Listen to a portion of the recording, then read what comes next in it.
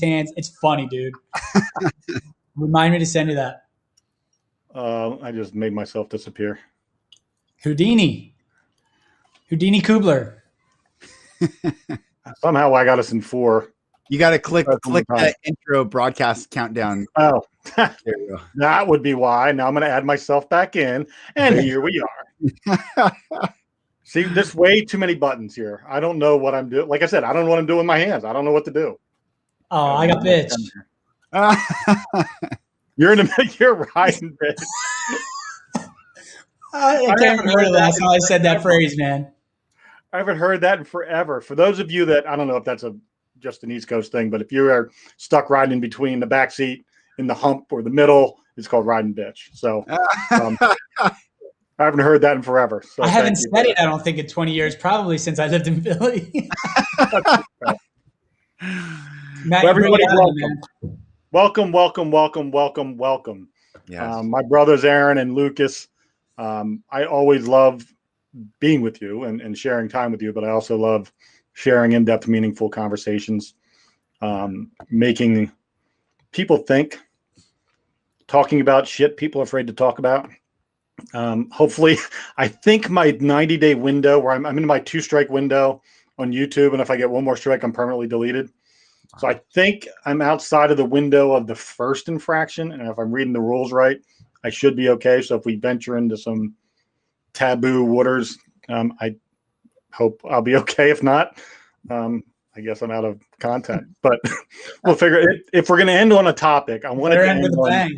You're right. I want to end on the toxic masculinity environment that the world is pressing upon men like us, and how we can fight back as men, how we can define ourselves appropriately so that we can be supportive to the world and supportive to our families and supportive to one another in a way that is congruent to our beliefs and what we hold dear and true philosophically and ideologically. So that's kind of the topic today, folks. We're going to talk about masculinity and what is it and why is it being so trampled upon, and what is the left so afraid of that they've got to create this whole new narrative of gender, whatever you want to call it, transgenderism, fluid genderism. I don't know. There's so many different terms now.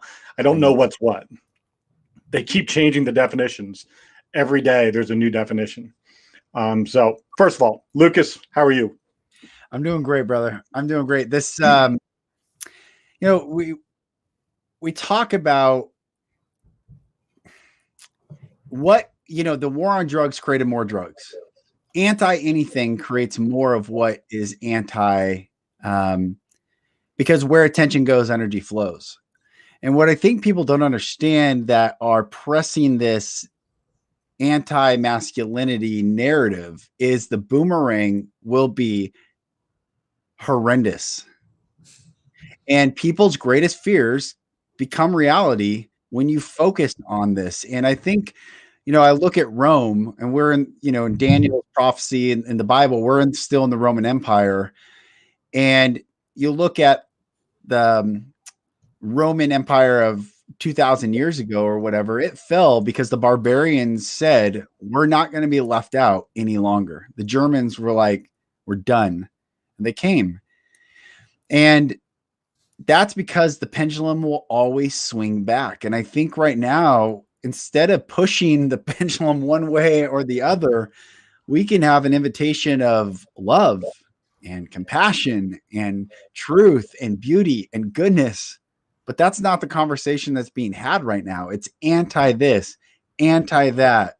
Like you said, it's confusing. And the Bible says God's not the author of confusion. So then who's authoring all this confusion? Aaron, I know that, there's so much that each of us are going to bring to this conversation, and Lucas's background and first of all, his understanding of religions, multiple religions, is mind numbing to me. I'm in awe of your knowledge. And Aaron and I come from a similar place back here in the East Coast where we have a perceived toughness requirement that goes along with being a man from Philly and all that comes with that moniker. Aaron, let's talk a little bit about where do you see the current world that we're in, and how is that impacting your ability to be, or limiting what people are trying to limit your ability to be a man in the masculine sense? Well, I mean, there's already so much stuff that's coming up just with what Lucas was saying and what you're asking. One thing, when Lucas, you brought up the pendulum, and one thing I think we need to find, because everything's pushed one way or pushed the other way, and it's so dramatic. One of the other things I think we need to find is balance, right? And then you talked about the Bible, and I saw something the other day said, everybody's out here asking, where's God? Where's God? Where's God? But remember that the teacher is always quiet during the test. And I thought that was very interesting. So I just trying to, those two things came up. But as far as how I'm handling it, it's interesting because I'm out here, obviously, in Los Angeles. And in the beginning, it was challenging because I was fighting. Like, I became a father. And because of the way we grew up, I never wanted my son to have to deal with that stuff. Like, we grew up, be a man, suck it up, men don't cry. And, be a man. What does that even mean? Like, saying be a man actually was a small phrase that carried weight, and we knew what it meant. But now I'm like, wait a minute, what does that mean? What is that supposed to mean? Be a man. And we just toughened up, built walls around our heart, rah, rah, screamed, stomped our feet, barbarians. So in the beginning of everything, when my son was born in the end of 2019, and then this thing happened 3-4 months later, publicly, and a lot of this stuff started to, they were obviously attacking masculinity well before. And you said, why is this happening? A lot of questions, but one of the questions of why, now we're seeing why. Because when they, stick their thumb in our eye, who's going to fight back? They've weakened most of the men because everybody's afraid to be called toxic masculinity, right? And that's only going to last for so long because, like Lucas also said, wait till the people that don't want to be bothered start to wake up, right? It's there's hibernating bears out there who are just peacefully resting, living their life. Wait till they wake up and come out of the cave. Now, nobody wants to see it happen like that, right? I'm hoping that because this is so long and drawn out, people are waking up individually, slowly, and coming together. Anyway, long story short, for me, the way that I'm dealing with it now, because in the beginning I felt this fight. I got to stand up for myself, protect my family, and protect my son, and all this kind of stuff. And now I have a daughter on the way, which obviously I'm going to get that balance, right? But people are expecting the fight. And where I'm at now is, again, anti anything. What you put your energy towards. If we're going to fight, we're going to get a fight in return. So what if we flipped it on them?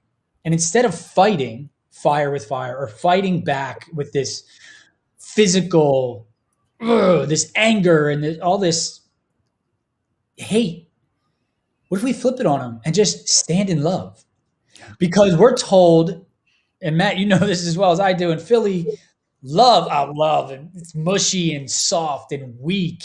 Vulnerability is weakness, right? And don't be vulnerable, because then you're potentially a victim. It's easy to pounce on you if you're weak. But vulnerability and love aren't weak. That was a lie. Right. They're their strength. It takes a real man to allow the emotion to flow. And also that when you tap into that energy, you have the power of a million men. They might be non-physical, but there is a greater force, and everybody has their own way of identifying God, source, infinite intelligence. But there is an energy. You could feel it. There's something greater. We come from somewhere. We don't have to try to identify it. But when you're in that vibration of love, you can feel it through your body, man. So I've been walking around without a mask with my son, living sovereign. I don't care. You do whatever you want to your body. We'll do what we want. And you know what? I'm at the point now where people are getting vaccinated, taking their masks off. Our kids are playing together. You do what you feel comfortable with. And if you feel safer now, thank God. I feel safe how I'm living my life. Now we come together in love and happiness and compassion. right? So people aren't expecting that. They're expecting you to fight for your beliefs. And traditionally, how's that going? You got this religion fighting for their beliefs, this religion fighting for their beliefs, everybody's fighting, and science has now become religion, and they're fighting because you believe what you were told on the TV. And listen, I'm listening to my body. Listen to your body. Because if somebody's forcing something upon you and your stomach turns a little bit, your body's talking to you. But then if you do that thing anyway out of fear or out of compliance or some reason that's not in alignment with your heart and soul, then you're going to go in against your innate intuition. Right. So I started to learn all this stuff, and I'm really approaching it with love. And people don't fight love, true love. Like I'm inclusive of all my neighbors. I don't care what you're wearing on your face, on your back, on your legs. It doesn't matter. I know what me and my son are doing. And I support whatever you do to make yourself feel better. And let's move on. Not let's go back to the way things were. Let's move on and create our own new normal. Don't let the news and the media and whoever's trying to run this thing and control stuff, don't let them create your new normal. We create our own new normal together. And finding love, compassion, benevolence, light, balance, that's what I think is going to be the new man. And I think it's layered. I think at the end of the day, we are a byproduct of our experiences and a byproduct of our upbringing, a byproduct of our belief systems. There's so many layers to who we are. I think the underlying, the preferred emotional response should always and lead with love, right? We say that all the time, the three of us, lead with love. And I 100% agree with that. But I think there is a value in having the ability to access different layers. Oh, yeah. And I think that's where masculinity gets fucking twisted. Yeah. Is because we only allow one of the layers to be the one that is accepted, right? Yeah. They don't ever allow you to be multiple things. Right. And I am a guy that can cry watching Christmas Hallmark movies, even though I know the ending. Right. Right. I'm a guy that will cry watching every video of a soldier coming home and surprising a family member. Oh, yeah. I'm also a guy that has taken a life. Mm-hmm. I'm also a guy that will stick his thumb in your eye until your brain stops functioning. Mm-hmm. I'm also a guy that will bite your face off Yep. if you touch my kid. Yes. So I have access points. And I think where we need to really work on as men is identifying individually what you have inside of you, what your capabilities are. Yeah. And knowing where they belong in what context. That's right. I don't think there's a fight context that you need to always go to, because that becomes, if you're always going from green to red, right, you're never going to be effective. Mm-hmm. And if you don't have that middle ground, if you don't have that, like when I tell people all the time, when I walk into a room, I don't know whether I need to bring out the guy that's sticking a thumb in the eye or the guy that needs to hug somebody. right. But I know what I have in me and the ability to access those pieces, Yes. those tools. And I think where we're missing, and I think the thing that, and to be honest with you, the thing that the left and the media and the people that are trying to create division and this confusion into man, woman, him, her, penis, vagina, chop it off, stick one in, whatever, he, her, they, she, shim, whatever. People that are creating all this confusion, this noise, are simply trying to keep the person like us who has the ability to access every one of those layers, right, from joining together and creating this unstoppable force of love, but one that also has a very protective gene that says we're gonna hug you. We're gonna hug it out until hugging doesn't work anymore. Right. And that's where the balance comes in, right? To have access to all of that. But what they want you to do is pick an identity and stick to it. And that's not who we are. We are multifaceted. We are fascinating beings. We haven't even scratched the surface of what we're capable of as a whole.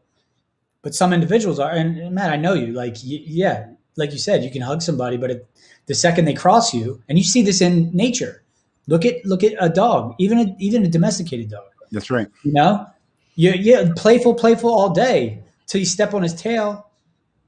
or you cross right? the boundary, right? Yep. And then Yep. you're getting bit. I think this concept, and it is, in my opinion, the purest sense of the word, a suicidal philosophy to provoke the sleeping bear. It's suicide. And there's a combat veteran that I had a beautiful conversation with, and he had this beautiful tattoo on his massive arm, and it said, "Good men fight not because they hate what is in front of them, but because they love what is behind them." Mm.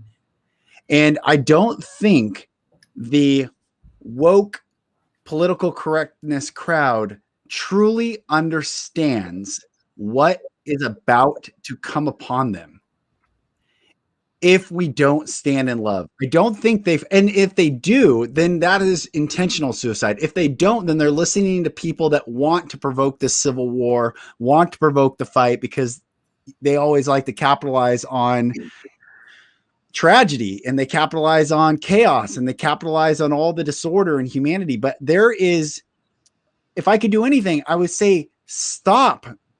Only love drives out fear. The Bible says perfect love casts out all fear. Well, if I have perfect love for my children to live a free and sovereign future, it is greater than your fear of what you're trying to create. And I'm telling you, it's not a winning fight that you can ever win. And like I was saying this the other day, this is what I don't understand about the woke political correctness crowd. Pennsylvania alone, the amount of gun owners in the state of Pennsylvania, we have 50 states in this union. One out of our 50 is the largest standing army on planet Earth, just based on gun ownership. Are they all combat veterans? No. Are they all warriors? Probably not. But are you willing to take the risk to find out who is and who isn't? No. So what is this sickness? Because when, like Aaron, you said, when people who just want to be left alone cannot be left alone any longer, they're the ones to put that rabid dog down. And what we are saying is, let's not get to that place. Let's love one another. Let's heal our traumas. Let's face our past. Let's face the sexual abuse, physical abuse, emotional abuse, spiritual abuse, psychological abuse that we've all endured. Let's cry together as a human collective, a soul, a beauty. And if that is not the course you want to take, I have no other choice but to love what is behind me more than hate what is in front of me. And masculinity is only one form of all the energetic being of what we are. Even women have masculine energy. There's also the feminine energy. That's the crying. But when we're out of balance, doesn't matter if you're male or female, when you are out of balance, Matt, like you're saying, you can't enter the room in yellow. You're either going to be in red or going to be in green, but being in balance is, I'll scan the room. And he who does not have the ability to scan the room and be in balance is a threat, whether in the red or the green, because the green guy who can't stand up and protect anyone is just as unsafe as the predator who wants to hurt someone. And you look at the movie Saving Private Ryan. Look at Opum. Just because they all wore the same uniform didn't mean they were on the same team.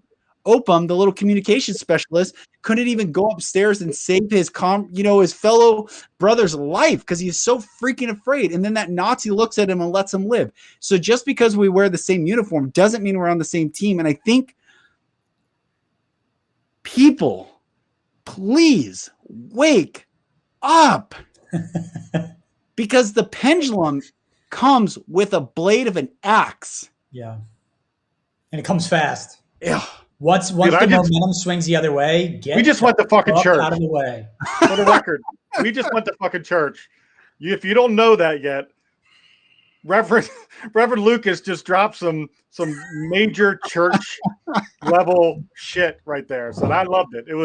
I had chills listening to it because I could feel you through the screen, dude. That wasn't from a place of it's my time to talk. That was a place of true understanding of who you are and what the world needs and wants, and how do we get all of us to see that. Dude, it makes me cry, man. I'm telling you, I love these people so much. They just are hurt people that need a hug, to be held. And it's like, bro, what are you doing? Sister, what are you doing? And then this is where the compassion comes in. And I've been asking for to feel love and compassion more and more and more, because the way we didn't grow up with it, right? So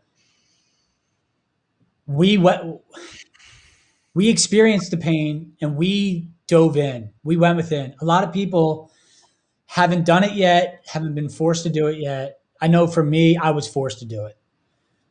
Physically, like the pain, it was so bad. Like I had to find different avenues, and everything leads to love. It really just does, and we see that more and more. But a lot of people just haven't been forced. And I think that's what's been going on lately. And it's a tough spot to be in when you squeeze out and you're looking back in to where we came from. You're like, how can't you see it? We love them so much. We want them to see it. But some people have a different threshold. Some people have different experiences and it hasn't hit yet. But you can see, man, even in personal, physical experience, just my surroundings, because I don't really even watch TV. I don't look at the news. I don't see it anymore because I just know what they're doing to mix up the story and confuse people. But even in person, people are really starting to just go, what has been going on? Where are we, right? But finding compassion is really challenging because it's new to us as a whole. And it's a beautiful thing, but it's also hard. Like I cried last night when I was watching this guy tell his story about being a kid and he had a foot issue and the doctors wanted to do surgery and the mom had to like soak him in a tub for hours just to get the wrapping off of his foot. And he was like, I was a baby being pinned down against my will and I lost it. And my wife looked at me like, you okay? We could turn it off. I'm like, no, I need to feel. I've been asking for compassion. See, now I'm getting choked up. Like I've been asking for compassion and this is what it feels like.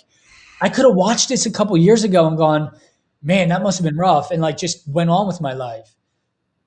But I was viscerally in that kid's shoes and I see Tyler and he's going through this phase where he doesn't like to get his diaper changed all of a sudden. And I try not to pin him down. I'm like, play with him until he organically goes back and allows me to do it. But I'm like, imagine being a helpless child and being pinned down against your will. And I felt that guy as he told his story and I just sobbed. Like the tears even felt like they were from another place. And you know what, man? Like it takes guts. It takes a real man. It takes masculinity to put the bullshit aside and allow yourself to feel that. And when you feel that, you can walk in your waking life down the street and see people and see who they truly are deep within. When you can see that, you don't need to fight. Unless, again, they bring the fight to your doorstep and you have to protect what's behind you. You're capable of it. You don't have to lead with it. You can lead with love and compassion. And people, I'm telling you, I got propane filled at the U-Haul place yesterday. And I talked to people again. Like, hey, you should talk to everyone, the cashier, the people checking me out. And then somehow society closed that down. And you do my groceries, you check me out, and then I go about my busy life because I'm producing movies and I got to get this done. Fuck that phone. Talk to that guy for 5 minutes. I asked him if he had kids. He was telling me about his past 2 years, and I got to get back to work. And then I left, and he was like, hey, man, thanks for the conversation. I don't know. I could have seen him. It's like that. Do you guys remember Forgetting Sarah Marshall? And he's like, remember the waiter gives the guy, he's like, hey, man, looks like you're having a rough day. I got you a little extra booze here, but don't tell anybody, right? Then he sees him at the beach during the fight, and he's like, hey, you're the guy from, yeah, well, fuck, I'm not working right now. Bang. It's like under different circumstances, that toxic masculinity might come out, right? But in that moment, when you find that door to share love and tap into somebody's heart and soul just for a moment, that guy might have walked around differently yesterday. Just little bits. And I'm like, I was walking back to my car going, that's it. That's your purpose in life. You don't have to do a TED Talk, stand on a pedestal and inspire the world all at once. Moments, little moments. Get your groceries, talk to the human being. On the phone, somebody's handling your phone bill. Talk to the human being if you get that opportunity. because we're surrounded by robots now. And I think a lot of that is because of there's a lack of, well, there's multiple layers of this, but I think number one, there's a lack of true self-reflective understanding of who we are individually. Like, I don't think many people, if you ask, and the reason why I ask in my podcast, who is Aaron Scott or who is Lucas Max, because I want to know just on the reactionary moment, who do you think you are? Right. And how people answer that question tells me a lot. When somebody says I'm a police officer and podcast host and blah, blah, blah, blah, that's when I know that the things that they do and the titles that they have are more important than who they are in their soul.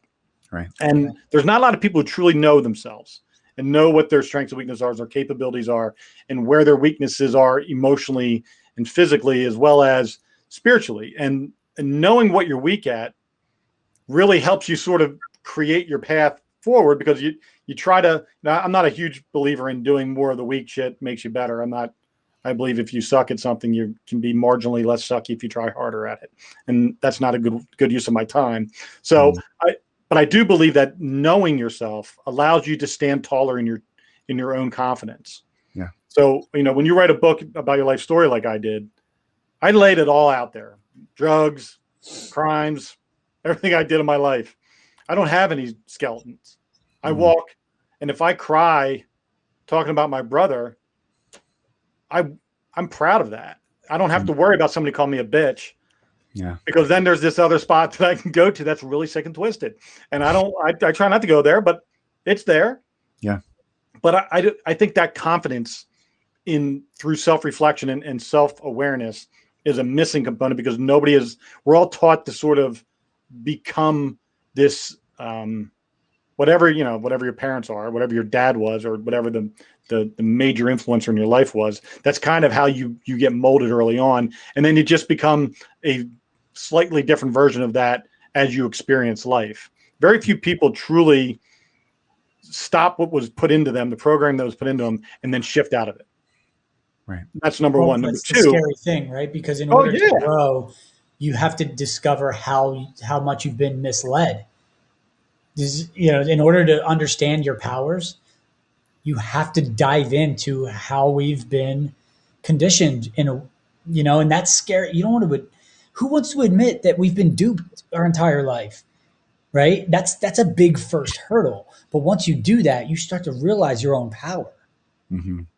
And then, you get momentum on that, and then you turn back and you're like, guys, you're powerful. And they're like, shut up, you crazy conspiracy theorist.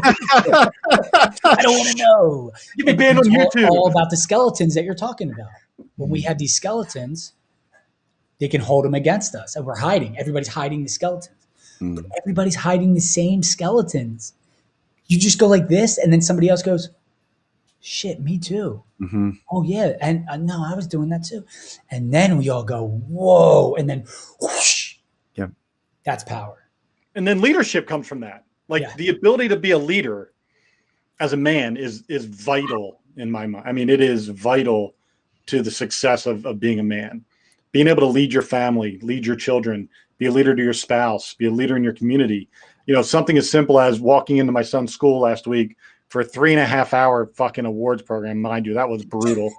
But, my son's graduating high school and he won a $500 scholarship, but I had to wait through, 73 kids with an Indian last name winning their $10,000, $15,000, $20,000 worth of scholarships in $500 bites. But I was the only guy in the whole place without a mask.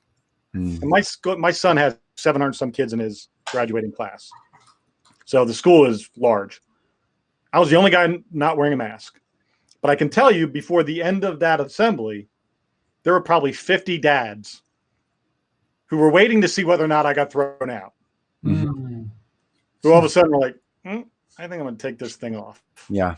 And then they would give me the look back and give me like a little. Yeah.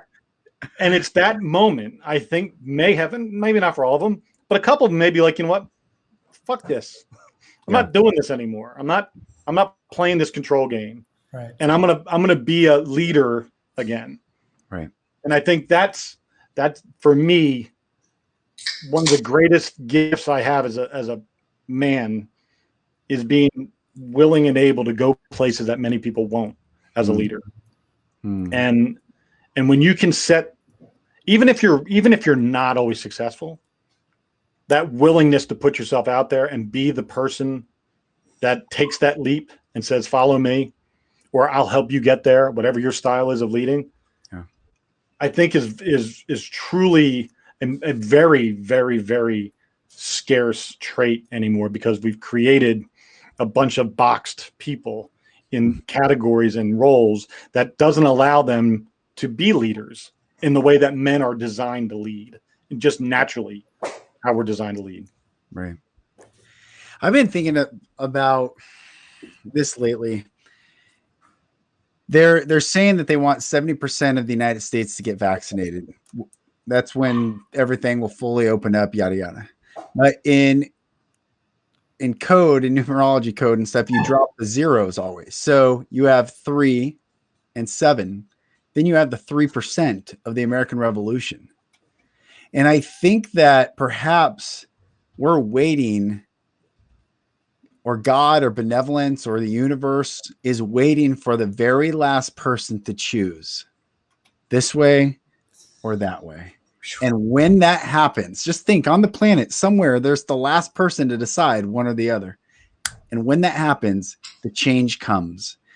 And this is not to indict any individual who might be in the 70% or the 30%. It's to say, we can look back at history that there are a select few of people who count the cost of their lives and say that freedom, sovereignty, love, light, freedom of religion, freedom to peaceably assemble, freedom of speech, freedom to defend myself when however way I see fit is more important to me than compliance to the status quo. And thank God that those 3% exist throughout history, because we are here today on this platform able to speak because of them. And I think it's fascinating that we're coming up to another 30 and 70 or 3 and 7. And one of the things I've been thinking about masculinity, there's not been one bodybuilder that ever changed the world. Never. So the physical attributes of a human or a man specifically, let's take a man, and this is not to indict any person that works on their physical form. It's to say that it's not just the physical form that makes the change. Mahatma Gandhi was a small man, small in stature, small in oratory ability, whispered most of the time, but changed all of fucking the world and India because he be the change that he wanted to see. He embodied what he believed in. And if I look at where, the title of this is why the woke liberals are doing everything to destroy masculinity in America. And I'm like, well, what do you really believe in? Don't tell me what you're against. Tell me what you're for, because what you're for is always going to be greater than what you're against. And they say unity. They say equality. And I say, then show it. then embody it. Right. Sure. Embody it. But don't embody it like the French Revolution that beheaded Robespierre a few years into it. And then 3 revolutions later, they're all trying to figure out equality. Like, what does equality actually mean? You mean equality under the law, which the United States Revolution was the only unique revolution in human history that said justice is blind? When we put the questions back on those who are trying to indict us and make them answer the question. Yeah. That's when we can have an honest, I think, conversation. But men specifically, Audie Murphy, not a bodybuilder, accurate brother who just wrote that small, beautiful. Mookie Maximus is on fire, by the way. I've been watching your comments, bro. I'm like, this is amazing. Well, first of all, he led with Beardy McHatman. I know, I saw that. Awesome. Beardy McHatman is on point. Oh, I want to headbutt him with love and kindness. That's how excited I am. I know, right? Well, it's funny too, because you were saying if Arnold Schwarzenegger wanted to pick a fight with Gandhi, and he would never get to him. Strong as he is, Gandhi would be surrounded by people protecting him with love, because he's love and compassion. It's stronger than any muscle or any steroid that can pump into that guy's body. That's right. But Arnold's out here telling Californians what to do with their body now. And it's like, okay, sure, listen to the actor. Right. because he was a politician or something. I don't know. Right. But, Whose dad had the title of the Terminator in the SS. But, that's for another day. yeah. Do some research on that one. Why do you think he picked the movie Terminator? Right. Rabbit hole. All this stuff goes so deep. That's a rabbit hole that will take you all the way down. I know. But the other thing, it's funny that you said, Lucas, like, when do we stand up and be, right? But we have a society that makes people believe that they need a platform. They need millions of followers to go and speak out. And I fell in that trap too. Like, what am I going to do? What is my purpose? I know there's a bigger purpose than to just do this or make a movie that, whatever. And I kept thinking there was this grand gesture, this big thing, like Tony Robbins is fulfilling his purpose, whatever. And then I realized it's those moments. In every moment, live your purpose and inspire, shine light, because people are forgetting it now. And just do it in this moment with the guy who fills your propane, the guy who bags your groceries, the guy who handles your phone. Just in the moment, just be love. Show them light. Be human. Ask that person a question that they haven't been asked in years, and let them speak from their heart. And if everybody just did that, and it reminded me of your question, Matt, because you asked me when I did the Peanut Butter Falcon and we were doing the press thing 2 years ago now, 3, whatever it was. I remember you asked me that question. I didn't know it was coming. And I still remember my answer, a little bit of it. And it still holds true today. I think I said, I am you under different circumstances. Exactly. That is exactly. And that's it. And like, if we would all behave, if you saw every single person and you were like, there I am, I would drive through LA and look under the bridge at the homeless. I'm like, there I am, there I am, there, like, and you just really stop to think about it. I am you under different circumstances. And Lucas, you have a good way of putting this too. If I were in somebody else's shoes, would I behave in any other way? Right? You want to talk about that? Yeah. If I grew up in your shoes, would I be any different than you? And if you grew up in my shoes, would you be any different than me? And the answer is, who can have the audacity to say yes? Right. The answer is no. No.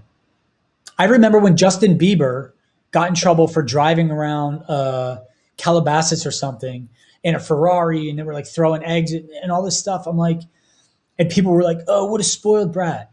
Stop. Pull back. Think about this. What was he, 12? 12 to 18. He's got $200 million. Put yourself back when you were 12 to 18 and you had $200 million, all this fuck you money, people up your ass. You could do whatever you wanted. Dude, I don't even know. I'd be dead. Think about being a kid and running around and causing mischief, but just now you're doing it under a microscope. Like, you can't judge the kid. Yeah. You put him in that position. Just like you put Jeff Bezos in that position. And then you complain that he has all the money and pays no taxes. Guys, do you use Amazon? Where does your dollar go? You cannot complain that Jeff Bezos has all the money. You cannot complain that Justin Bieber is driving a Ferrari and throwing eggs. Your ego is jealous because you want to drive around in a Ferrari and throw eggs and get off the hook. And just admit that to yourself and go, oh, wow, if I was in his shoes, would I do anything different? So if we just shift our perspective a little bit, that's where compassion comes in. We can go, let people off the hook, man, because when you judge them, you're judging yourself. Yeah. Mookie asked a really good question. He says, what about siblings that grow up in the same household and arrive at different places? And that's always that's the one everybody goes, how did that happen? Like, if you had the same parenting, the same morals, all that stuff, how did people that grew up in the same environment end up in different places? And I don't have the answer to that question. Well, today is different than tomorrow. Yeah. Right. I have a 1.5-year-old. My daughter's coming next 1.5 years later. We've grown. Tyler's grown. The circumstances change day to day, moment to moment. Mm-hmm. And that is true. I think the knowledge component, the growth component in parenting, the growth component in the way the world is and how environments change. And there's a lot of factors that go into how a person will end up wherever they end up. If you look at my life story, I'm not here. Who this person is, the script that was written 50 years ago for me got flipped on its head. Mm-hmm. And circumstances changed in my life that put me in this position that I am today. Once you get out of the womb and you spend your first X amount of years being raised by one or two parents, hopefully, if not someone is hopefully raising you in some level. Once you hit that independent mark, then you're kind of you're taking the blueprint that's been put into you, and then you're going to use it or not use it depending on where you feel the value of that blueprint. Like, do you trust the process? I tell people all the time, I'm very fortunate. I have two amazing children, 23 and 18. My daughter is very successful, had a great collegiate athletic career, great collegiate academic career. She's just a great person, loving person. My son, same way, he's going to become great. But that was an intentional process. Now, there was no guarantee that my process was going to stick. There was no guarantee that it was going to be something that he absorbed and she absorbed and said, I buy into that. Mm-hmm. And that's the hard part, is how do you, and I truly do believe this, and I'll say this with confidence. And I put a post out yesterday about, I'm not fooled by passionate words. I'm inspired by actions with passion. Mm. And when I talk to my kids, I'm always the guy that says, if I'm going to thunder punch you in the chest for being a jerk off to my son, I'm thunder punching you in the chest the minute you do it. Mm. Like, that's the way it works in our house. And I think that the actions and words, if they're not mirroring one another, mm-hmm. then you're not truly living a purposeful life. And that's in your own personal life and how you want to attract other people and what people are attracted about you, but also in parenting and in relationships and in your work environment. Like, if you're do as I say, not as I do type person your whole life, it's not going to resonate. Yeah. And I do believe, as a man, that's one of the greatest things you can do as a father is, whatever your parenting style is, if you're a timeout guy, be a timeout guy, right? Like, whatever your approach to parenting is, be consistent, do it with love. I always say love harder than you discipline, but discipline exists. and it's one of those things where if you're that guy that is consistent and they know what to expect, and you always show them love first, you're going to be pretty successful more often than not. Yeah. Yeah. It's beautiful. I had this conversation. We had people over till midnight last night. We had a great time, deep discussions. And we're talking about disciplining children. They have a little 1.5-year-old and 9, 7, and 5-year-old. And someone brought up my TED talk, and I said, I don't believe anymore in striking children. I just don't. I understand people want to defend. I'm not judging anyone at all. But let me say this. How much do you love them? Say, I love them a lot. All right. Well, then what's the premise of striking a child? Well, discipline. Okay. So the Bible does not say spare the rod, spoil the child. That's a combination of two different verses. But let's just say that it does. Spare, the literal word definition of spare means extra. Spare parts, spare tire, spare time, spare change, extra. So spare rod, use the rod in an extra way, which counters Psalm 23 and says, thy rod and thy staff, they comfort me. So if the rod and thy staff are to comfort, it's because the rod was meant to drive the wolves away to protect the sheep, never to beat the shit out of the sheep, just like you beat a wolf. Right. So then you say, okay, so if it means extra, spare the rod, spoil the child, and you really love me, then beat the fucking shit out of me. Take my life. Show me how much you love me. Beat me to death. Prove your love. And you're like, that's fucking crazy. Yeah, it is crazy. Now let's take their definition of the word spare, which means to withhold. Well, how much do you love me? How much are you going to, why don't you just show me how much you love me and never hit me? Withhold it completely. See, we are so confused in words and time and discipline and love, and we've forgotten that at every point. Now, this is not a judgment, but I want to be literal what the words say. Don't be gaslit by these narcissists. At some point, change the word definitions to shift us these things. Like you're saying these passionate words. That's got me thinking about this. I don't want to hear hope and change, but division and divisiveness and identity politics and race wars. And I want to hear hope and change. I want to hear love, goodness, beauty, truth, compassion, understanding, long-suffering. I have these words: love, joy, peace, long-suffering, goodness, gentleness, faith, temperance, meekness.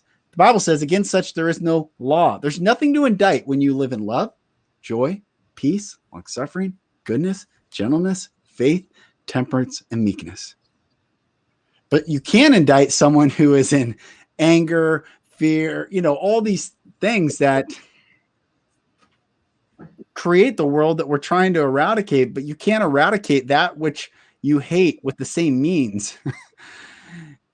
You can't go fight fire with fire. You get fire. The only way to change fire is to fight fire with water, and the byproduct of that is steam. Wow. I like that little ending there. The byproduct of putting fire with water, and the byproduct of steam. That's such a visual representation. Mm. And to go back to your point too about the raising in the household and how they end up different, we also have to think about, because you were talking, Matt, about discipline and all this stuff. People have to understand the butterfly effect of every moment, right? Because your household is the core foundation of an environment, right? So Matt, you were talking, just use it as an example. You've created a very strong core foundation. But there are variables every time your child steps out of the house. There's a sub-environment, right? So your 1-year-old and your 4-year-old have way different sub-environments, right? Because this one is a girl and goes that way and this one is a boy and goes that way and does the thing, whatever. Every moment, and you can't track every one of their moments. You know what I mean? And how they're processing it, especially before they develop language. Right? How are they processing a moment? A trip and a fall, boom, computes. A child pulling hair, that computes, and it doesn't, maybe the sibling didn't have that experience. So there's the core, but then there's the sub environments as well. So yeah, that's why, and that's where you got to put your trust in something. That your core is just the foundation. We're pouring a very solid concrete slab for these kids to jump from, right? So yeah, they're gonna be different in different ways, and you can't control how. How does that feel? Once we relinquish control and start to learn surrender, but it's really, really, really hard to surrender if you don't believe in a greater power. That these kids came from somewhere. Again, you can call it what you want. But these children come directly from that source when they're born. A lot of people will be like, oh, wow, he's so advanced. I'm like, no, he's not. He's normal. I just didn't strip him of his intelligence. I'm learning from him because I've been stripped. And I'm trying to climb back to where we came from as an understanding. So yeah, there's a balance. We want to protect him and stuff, but I also want him to let him go down the slide by himself. If he falls and gets hurt, he's got to learn some things. And I'm watching him just maneuver and like the way he talks, and it's like, wow, this is fascinating. Well, I think what you're saying, dude, is exactly what you're intentionally parenting. You are so acutely aware of your child. Like, and you were talking about that's the subsets that are influencers. I agree 100%. But your goal is, and ultimately, having done this now, I've already raised my kids. I can tell you that the goal is when they go out into the subsets is to see how there's any change in who they are, those variables, those slight shifts in attitude or effort or whatever the shift might be, and make a course correction if you can. So when you say you're always pouring that foundation, that foundation isn't set ever. There's always more pouring and more smoothing and more refinement. And I watch you, and Aaron, I never told you this, but when I watch you with your son in the videos and I listen to what you're saying and what he's doing, you're innately and acutely in tune with your son. Like, you see every micro movement, you interpret his language, whatever that is at this moment, so clearly that it helps you understand him, what he wants and needs, and then he understands you in turn because you are so open and in tune with him that he doesn't have any fear around you. That if you give him that trust to go onto the sliding board, it gives him that level of confidence to know that no matter what, my dad's got me. And I think there comes with, that's not just showing up and taking your son to the park. Right. That's constantly being aware and in tune with the people that are most important to you in your life. And I think, especially when you're married and you have a spouse and there's co-parenting, when you have both that have their own individual way of doing that, it creates such a cohesive bond and in a way that allows you to have the confidence. And I think for me and my wife, this is why we don't worry that much.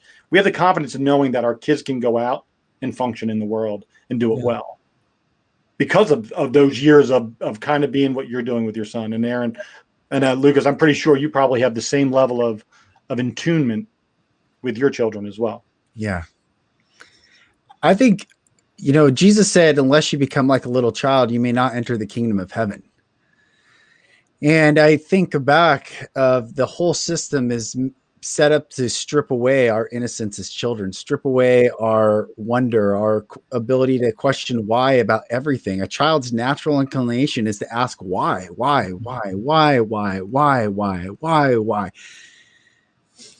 Friedrich Nietzsche said a man with a why can overcome almost anyhow, can bear almost anyhow. That why is so important. And the whole society is set up where it strips away our why. It strips away our curiosity. It strips away our wonder. It strips away our feeling safe enough to question. And then here comes Jesus, this radical teacher that didn't fit into any system. Christianity did not exist. He wasn't part of the Jewish order.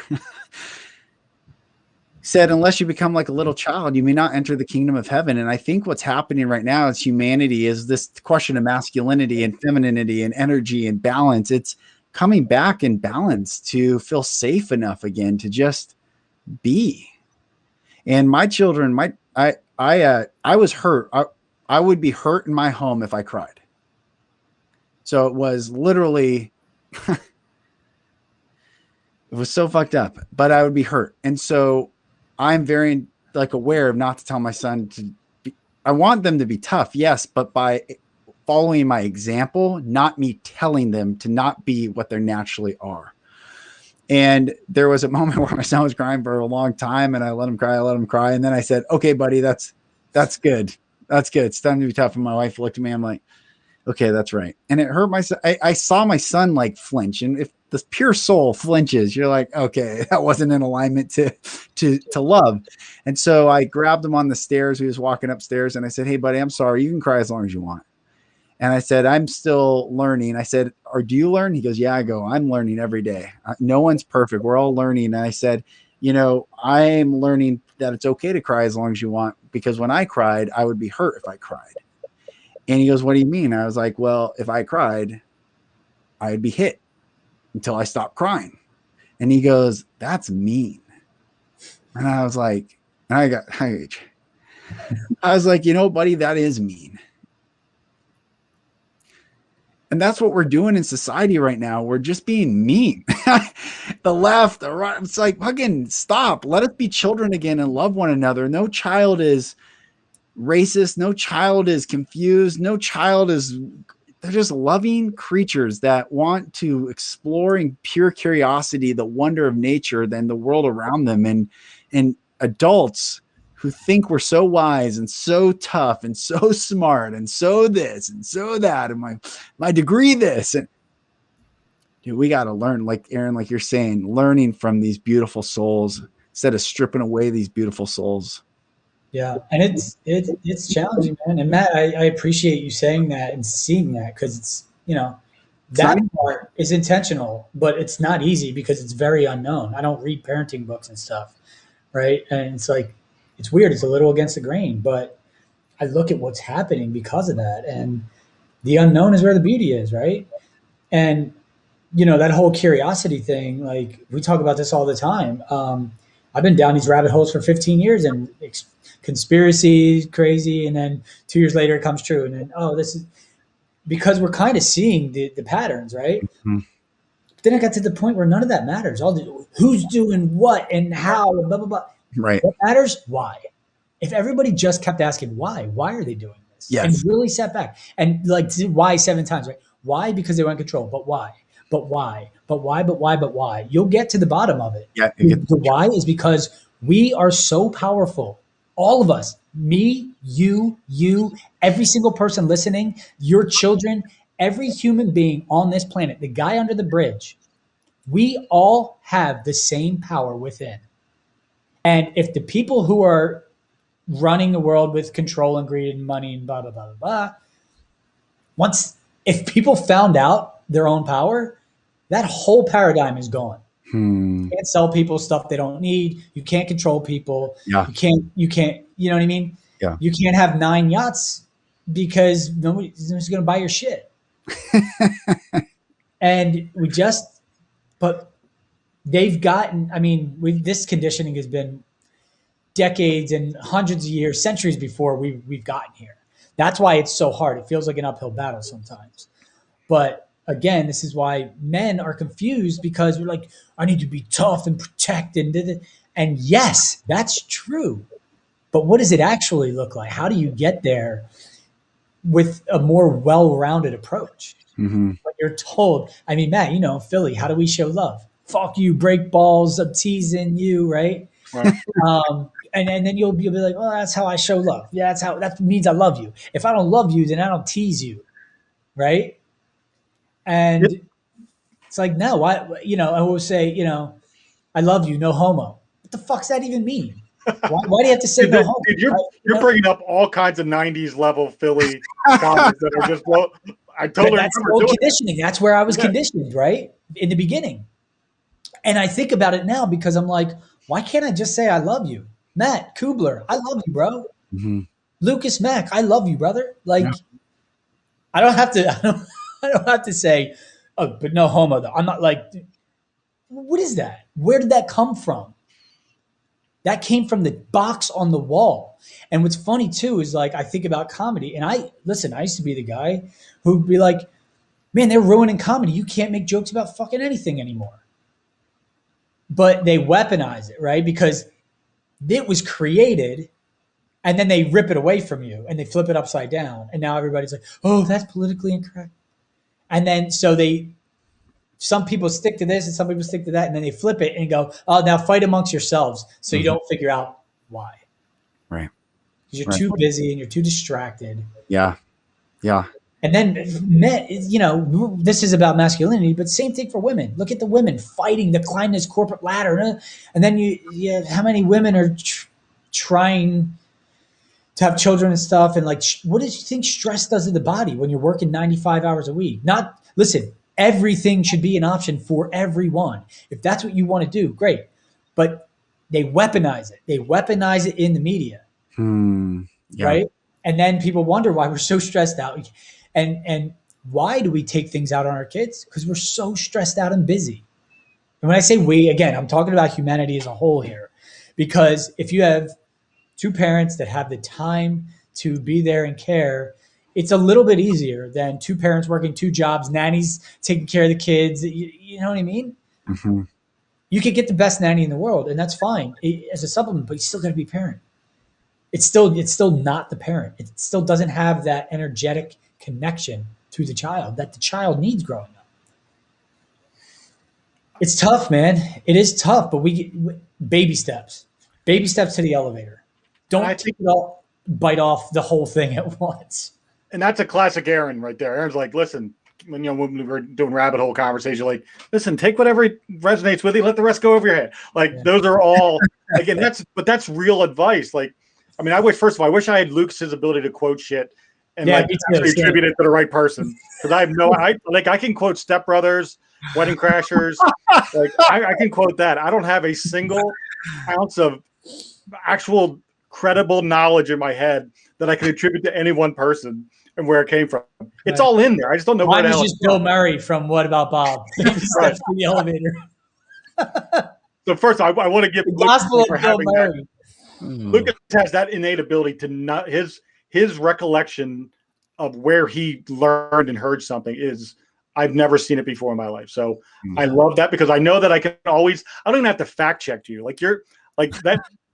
Facebook probably is like, it's Lucas Mack. He's always right. Right. So funny. I don't have to worry about that. And Aaron and I are coming from the same language. Aaron has way more spiritual understanding of the world in this ethereal way that makes it so much more believable. Mine just comes from literally what am I feeling at this moment? Like I wing everything that comes out of my mouth. I don't know why that is. I don't know why I don't have any more planning involved, other than I texted you yesterday and I said, let's do a show on masculinity. And at 3:35, we started this show. And up until then, I really had no fucking clue what we were going to talk about. Right. So, but I love that three guys who care about one another, who are all doing their very best to be good husbands, good fathers, productive members of society, loving humans of awe. And doesn't mean everybody's going to accept. It doesn't mean everybody's going to want it. But I'm a firm believer that, I put a post out the other day. I don't post because I'm trying to convince the people that don't agree with me to agree with me. I post so people that do agree with me know they're not alone. And that the people that don't have an opinion or don't know what's happening or don't understand what's going on, that maybe one of them will reach out to me and say, can you shed a little bit more light? And I think if you come at it, and back to Aaron's taking small bites, instead of trying to fix the problem with the world and how they view masculinity, the three of us can live our lives as examples and show people how a real husband, a real father, a real member of society, a real loving person lives his life, not just through funny posts or great podcasts or whatever, but through our actual daily lives. Then that is how one person, whether it's me walking into which I got to go do in another hour and a half, is go to another award ceremony for sports, which I'm sure is going to be another 3.5 hour long debacle. But me walking in without a mask, I want to see two parents that I saw the other day not wearing a mask today. Yeah. And I didn't change the world. What I did is gave somebody the permission to be sovereign. Permission to be themselves and make their own choice, really. It's funny you just mentioned, because I was waiting for a place to jump in and mention what you said in the beginning about walking into 700 people, and by the end, 50 people took their mask off, right? But if you walked up to those 50 people and shoved down their throat, what are you, stupid? Don't you know what's going on? You would have gotten kickback. Yep. Because they would have protected themselves. I'm making my own choice, right? But you just were mad.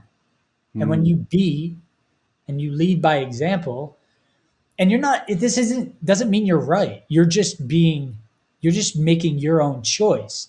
And it just happens in this moment to be against the grain. Some other people might have that innate choice deep within, but nobody's given them permission to make the choice. And it's really hard to give ourselves permission. Again, I credit Tyler for showing up when he did 3 months before this thing started, because something happened to me, right? If I didn't have kids, I don't know what I'd be doing right now. I might be hiding under my kitchen table listening to the news. I have no idea, right? But lead by example, meaning you're living your life the way you want to, and you're not hurting anyone. That's it. And then if other people want to make their own decision, go, I'm sick of this fucking thing. And if he could do it, I could do it. But then other people might choose to judge and go, he's part of the problem. Okay, then stay 6 feet away and we could all still get along. It's bringing us together, whether we know it or not. And more every day, more and more little bits. They're not going to show you on the news that we're coming together and we're waking up, but just see it just notice your environment. Remember March of 2020, remember 6 months later, and look at today. Just see how we're growing. It went down, down, down, 2 steps back, 1 step forward, right? Or 2 steps forward, 1 step back, 2 steps forward, 1 step back. And that's what if you pull back and you look at the whole trajectory, that's what we're doing. Lucas, do you have any closing comments? Anything that's on your heart and your mind? I don't know. First of all, I do. I love you both, and just makes me emotional. Just thank you guys. I'm really glad I met you both. I'm thankful that we can have this conversation and that I have you as brothers. And I really like Mookie Maximus. This guy's got to be one of our new friends. I was just going to say, can you join the Awakened Soul, please? And yeah, seriously. But what I define as healthy masculinity is being able to talk about whatever, whenever, with whomever, wherever, and not get triggered. And that's what this conversation has been. Is I have to be. None of us agree 100% on anything. We've never mapped it out, but it's humanly impossible to 100% agree with even our spouses on everything. Where there's love, we don't need agreement. We just love each other. And last night we had this we have friends over, and this gal is this beautiful black girl. She's so beautiful, beautiful. She's one of the darkest skinned people I've ever seen in my life. And we were talking about the insanity of labels. I'm like, you're not black. I'm not white. Black is my phone. And maybe this isn't even black, but I've never seen this walking around on the planet. And I've never seen white paper walking around on the planet. Like these labels that we've given ourselves, it's insane. And I bring this up now is to say that the rainbow is beautiful.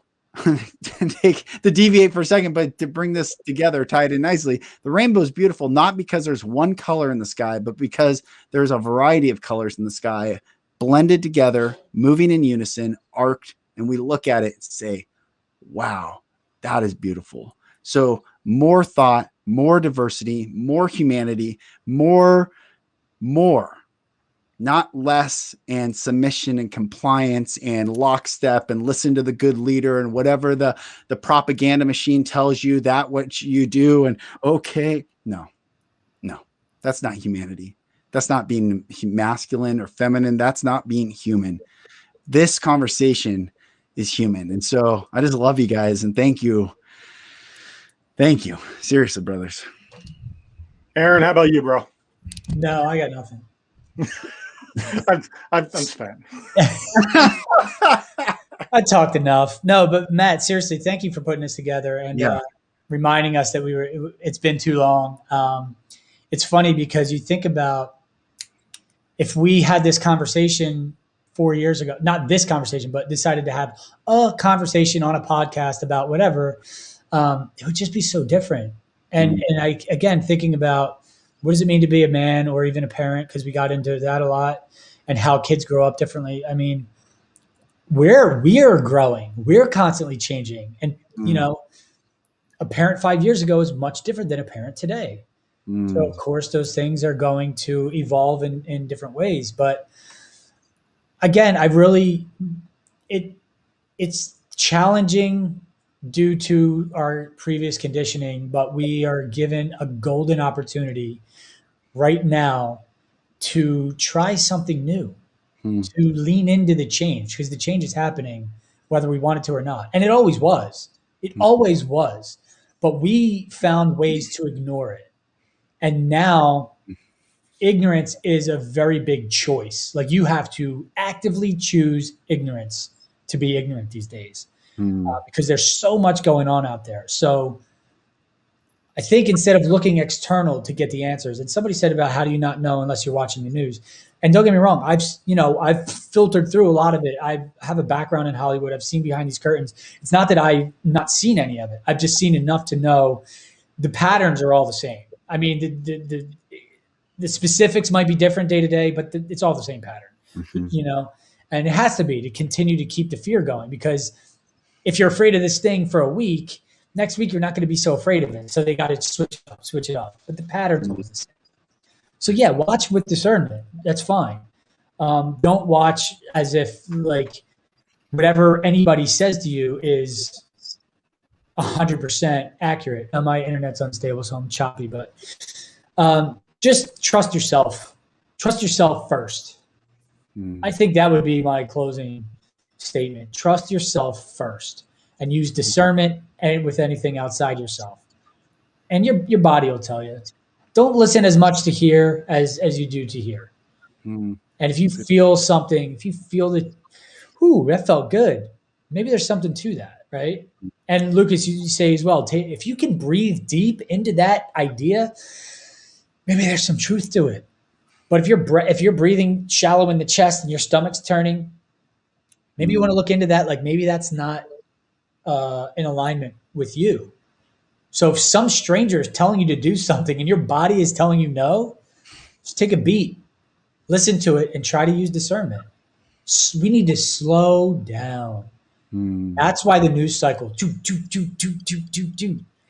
I mean, they're releasing UFO files and stuff from the Pentagon, but then real quick, a girl got gorilla glue in her hair. So boom, change the news. It's like, guys, slow down. Didn't they just dropped a bomb on us? Like they just told us that there's definitely UFO or ET intelligence that we have had, and you're distracted by a TikTok video. Slow down. Yeah. I don't think there's better advice than take a breath and slow down. Because if you just acknowledge the world we're in, and I'm 50, I remember what it was like when there were no cell phones. I remember what it was like when you had the rotary phones. I remember what it was like when I didn't know the Phillies won when they played the Dodgers on the West Coast until the late edition of the Philadelphia Inquirer came out like 12, 14 hours later, and you're waiting to find out if Carlton won or whatever. Like, I remember those days. And now I know what pitch was thrown, how fast it was thrown, the location of the pitch, and whether it was a foul tip, a home run, or single at the moment it happens. And that there was an earthquake across the country. Yes. At the same time. You have both of those pieces of information amongst millions of others at the same time. And it's intentional. And it's exhausting to the human brain. Absolutely. So I think, to close, I think the best thing that we can tell anybody, even if you're trying to figure out how to be a better father, a better husband, a better whatever, as a man, or even as a woman, but specifically for the show as a man, take a breath before you go off the handle. Take a breath before you respond with a comment in the thread on Facebook. Take a breath. The value of slowing down in SWAT, in combat operations, there's a saying that slow is smooth, smooth is fast. And that a lot of people are like, what? I don't need to be all when I'm going in. It's very methodical, very smooth. And if I can put 2 rounds center mass on somebody when I'm walking through a door and someone else blows off 18 rounds and misses the guy altogether, who was better? Yeah. And when you can take a step back and slow your brain down and slow your mind down, slow your heart down, slow your breathing down, clarity comes. And yoga works for a reason. Someone put that in, Mookie, clearly. He's got all the comments. But yoga, the reason why yoga works and why meditation works and why physiologically those things work inside your body is because it's slowing down all the biomechanical processes in your body so that you can do better physically, mentally, and emotionally. So for me, I'm thankful that I have met both of you, that we are brothers, that we have heart connections that supersede anything and all things. I love the fact that I can get on a podcast. One's in Seattle, one's in Los Angeles, one's in Philly, and we can be in the same room. Yeah. And I think many people, when they watch this, are going, what is it that they have? Why is it that they can be this connected and be in the farthest parts away in the country as you can possibly be? And it's because we have that trust in one another, because I can be me. I can be a man. Lucas can be you and be a man, and Aaron can be you and be a man, and not be worried about what either one of us thinks about the other, because we can live our truth and who we are and understand our own vulnerabilities and our own weaknesses and our own strengths. And we bring that to the table every time we talk. And I think that's one of the greatest gifts of 2020 for me was this union of 3 brothers. So thank you both very much. I'm glad we did this. I'm glad we took some time to share this with the folks, and Mookie, you should get some sort of an award. If I knew how to give those out here. Matt's not going to sit through the ceremony though, but those should be the award. Yeah, I'm there. I'm not wearing a mask, so I can tell you that. So they're going to see my face.